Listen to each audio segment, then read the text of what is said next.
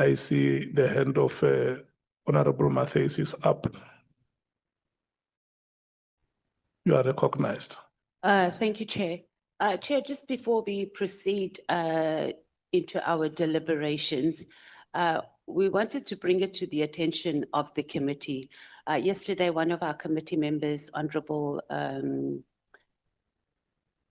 how's my head just leaving me, Shongwe, appeared before the commission.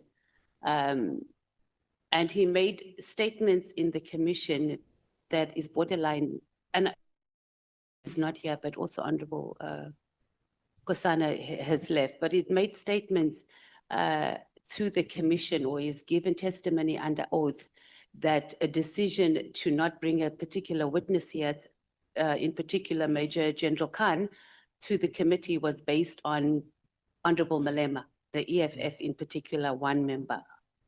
And decisions are not processed like that. So when we go and we put such information out in public, in other words, it's saying that there's 11 members of this committee who have the rights to vote, and one person runs this committee. And I think that must be corrected, and that it must be noted, and it might have to be that we even have to write to the commission and clarify that the decision on why Khan did not appear here was a decision that was made by the committee, and it was not made by one member of the committee, because it's reducing this committee to a one-man show, and that's not correct.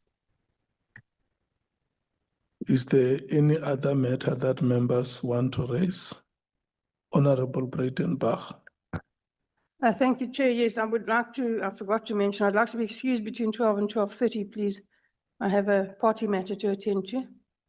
Okay. And then adding on to what the Honourable Matthys said about the evidence given yesterday before the Madlanga Commission, I did not listen to it, and so I cannot vouch for the correctness of what I have been told, but I have had complaints from more than one person who had appeared before this committee, whose evidence was then discussed at the Madlanga Commission and criticised, with them having no opportunity to defend themselves, and them being placed under the impression by this committee that their position here was protected.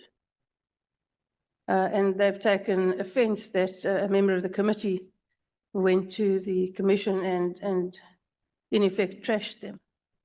So I will advise them all to send their complaints to this committee in writing. Okay. Thank you. Is there any other matter before we agree on how we process these matters going forward? Okay, I'm not seeing any further hands. I'm going to now rotate to the members to hear what their views are on the two matters. One is the matter which has been raised by Honorable Matthys, and the other by Honorable Breitenbach. So I need the guidance of the committee, whether the committee wants to discuss these matters now, or the committee will want the affected parties to formally write to the committee with full details, so that when we go into discussions, we know exactly what we are discussing. The African National Congress. Thank you very much, Honorable Chairperson. Chair, maybe not responding to the two issues directly.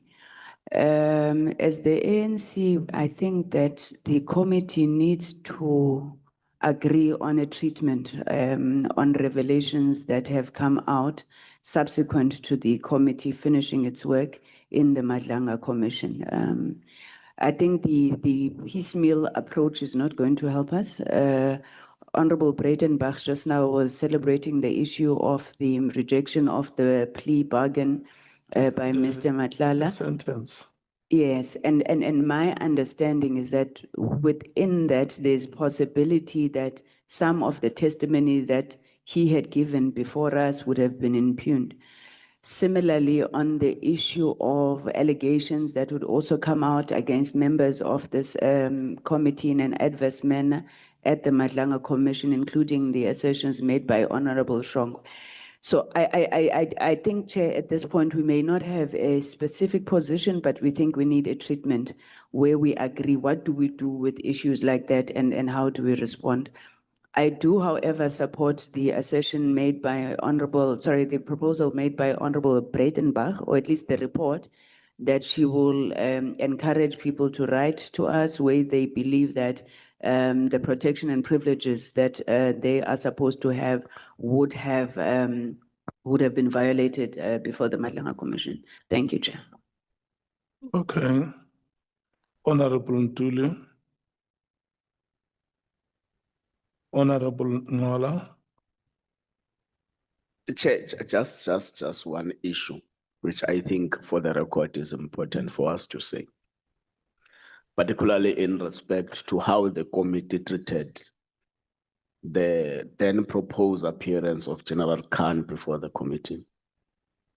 We'll recall that the committee's decision not to call General Khan was based on the evidence that was tabled by our principal witness, General Mkwanazi, of how he has come to vindicate General Khan in respect of the DC matters that he presided over.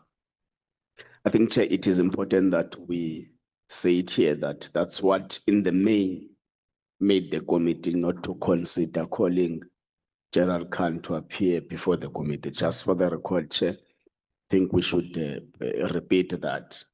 Of course, members would have echoed their own views, but what binds us together now is that we took a decision not to call General Khan for a testimony.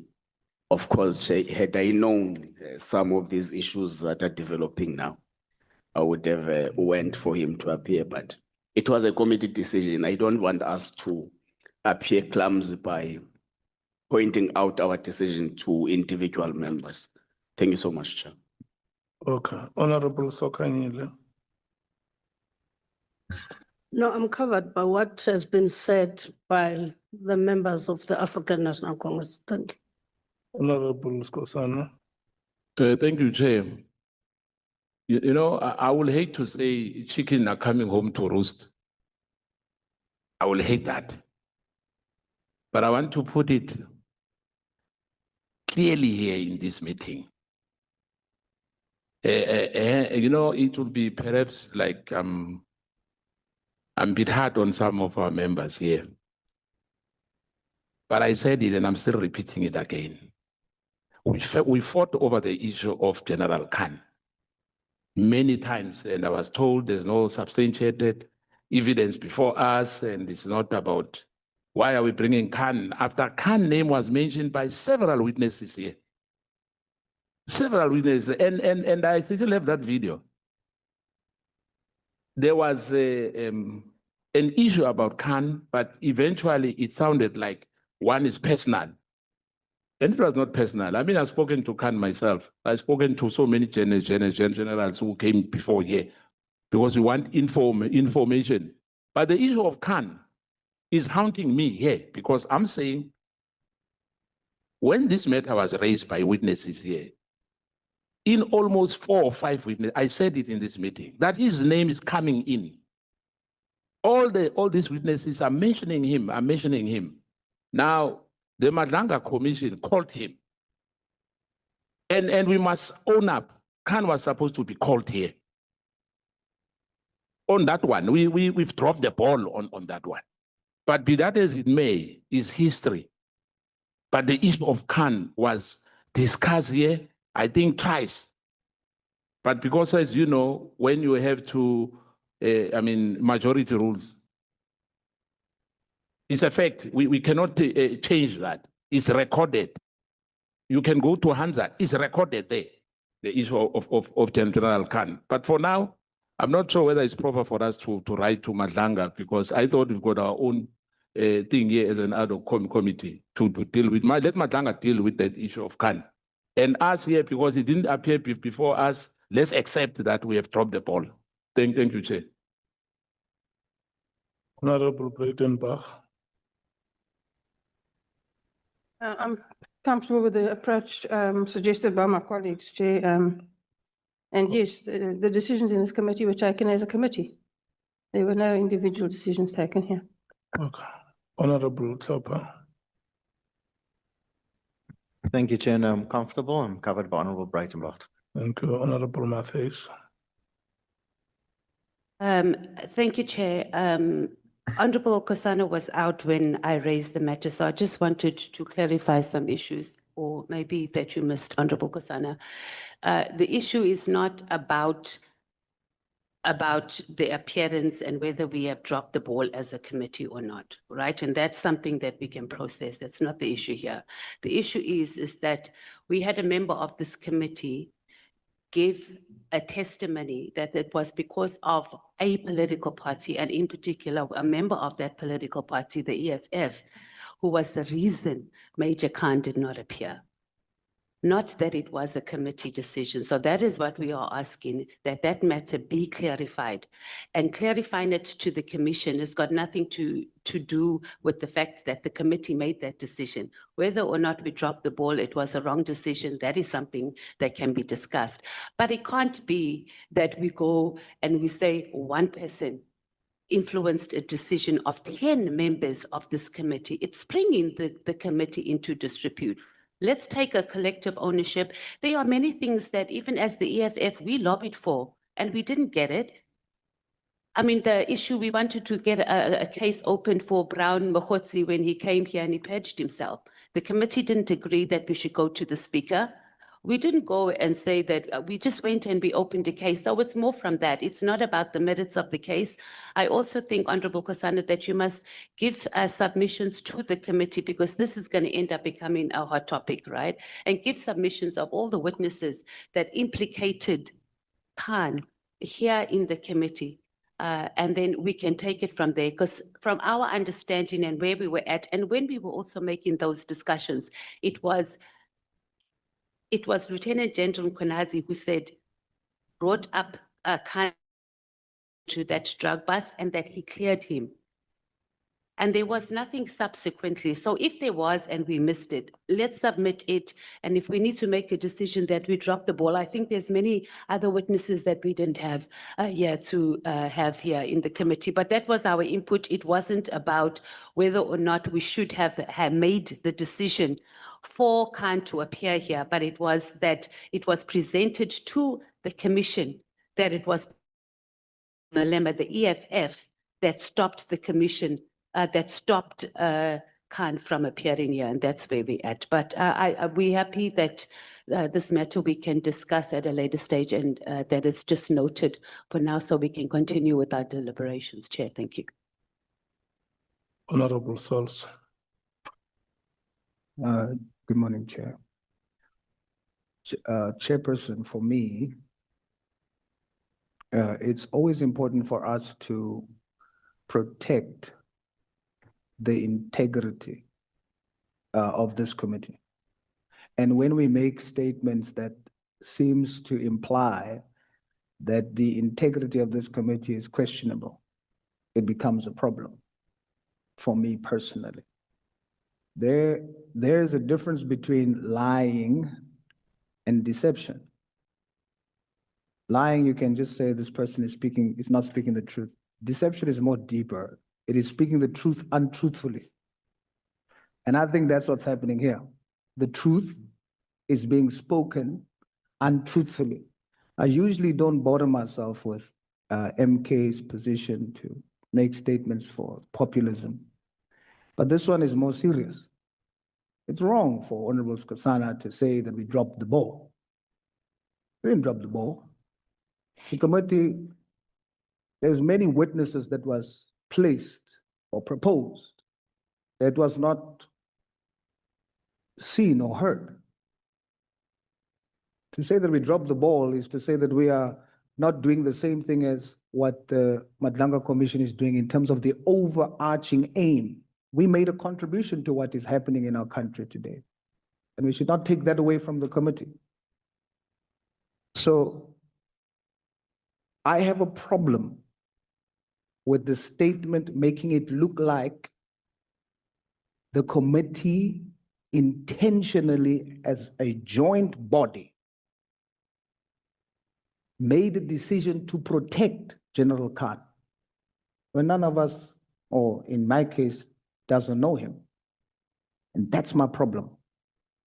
We can have our personal individual issues, but to give the nation the impression that the MK was visionary and the rest of the committee went against the MKP to protect General Khan, that's my problem. And we should deal with that perception, make it very clear, Honorable Chair, in order to protect the integrity of this committee. Thank you, Chair. Thank you so much for your inputs and comments, honorable members. I've given each one of you an opportunity to speak. We are going to take the proposal that says towards the end of our work, sometime before we do the final adoption of the report, we will come back and do an overview of whatever issues that would have emerged and make decisions on those issues. Honorable Sangoni has raised a matter here together with Honorable Breitenbach about some of the matters that appeared before us relating to some of the witnesses. Some of the witnesses would have appeared before us and made statements that were not truthful.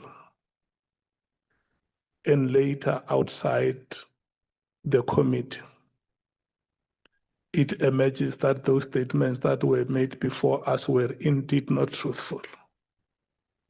So we may have to pick up such issues and later come back as a committee to make our own observation on such matters and decide how we move forward, including the matter which Honorable Breitenbach raises on the protection of witnesses that had appeared before us. Honorable Matthews has also raised a matter here about the integrity of our process or processes. Those are the issues that we must come and discuss. One day we'll agree on the date on which such matters will appear. And if members have more issues that they want to put on the agenda, they may make such submissions. We take ownership of the decisions that we have taken here as the committee. As the chairperson, I can assure you that in all the meetings that I presided over, I was at my highest level of sobriety. And that is why I always kept my notebook with me here, taking notes on what we were discussing. There is not any other decision that has been taken in our meeting that we were induced, that we were under duress, that we would have been bribed to arrive at such a decision. And if the members of the committee remember very well, it was our decision that we will rather postpone the commencement of our proceedings to allow General Mkhwanazi to be the first witness to appear before the committee, so that once we have listened to his appearance, the committee can then determine the list of witnesses that were going to appear before it. And the committee further emphasized, honorable members, that it had the sole authority to decide on who was going to appear before it. And evidence leaders were also given an opportunity to propose a list of witnesses that they thought could appear before the committee, but without the power to decide who must appear before the committee. Members of the committee were also at one stage given an opportunity to make their own submissions about who must appear before it. And decisions were taken. We are going to stand by those decisions because they are our decisions.